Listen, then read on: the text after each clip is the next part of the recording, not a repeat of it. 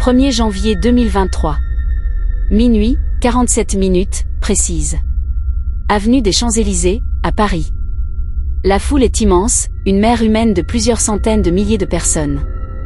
Partout, c'est la joie, les étreintes, les éclats des feux d'artifice qui illuminent le ciel. Au milieu de tout ça, il y a un homme, la trentaine. Il ressent la densité de la foule, cette pression physique qui l'enveloppe.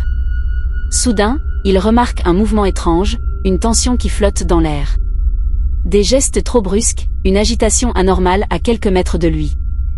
Une pensée lui traverse l'esprit, ça pourrait dégénérer. La foule continue de bouger, comme une vague humaine incontrôlable.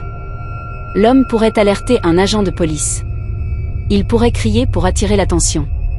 Il pourrait essayer de pousser les gens autour de lui à reculer, à créer de l'espace. Mais il regarde. Il hésite. Et il se dit, ce n'est peut-être rien.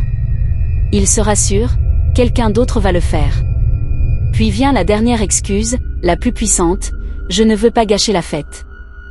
Les secondes s'égrènent, les minutes passent. La tension monte, palpable, mais rien de grave ne se produit, ce soir-là. Plus tard, des rapports officiels feront état de plusieurs situations à risque qui n'ont jamais été signalées dans cette même foule, à ce même moment.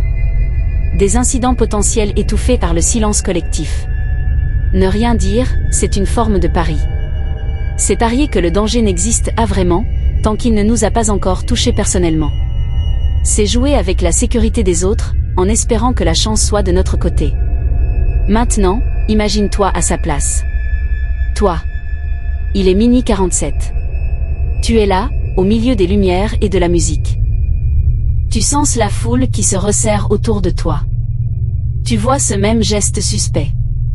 Tu sens, au plus profond de toi, que la situation peut basculer à tout instant. Qu'est-ce que tu fais? Est-ce que ta voix s'élève pour crier? Est-ce que ton téléphone est déjà en train de composer le numéro des autorités? Ou est-ce que tu te tais, parce que, après tout, ce n'est peut-être rien?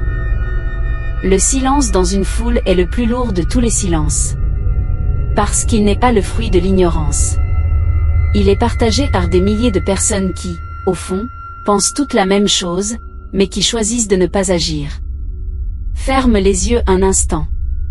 Imagine. Tu es au cœur de la fête, l'euphorie est totale. Le danger est à 2 mètres de toi. Personne ne bouge. Personne ne parle. Est-ce que tu brises ce silence, ou est-ce que tu te fonds dedans? Réponds-moi. Dans les commentaires. Maintenant. Et s'il te plaît, ne te mens pas à toi-même. Parce que la foule, elle, n'oublie jamais ce que chacun a choisi de taire.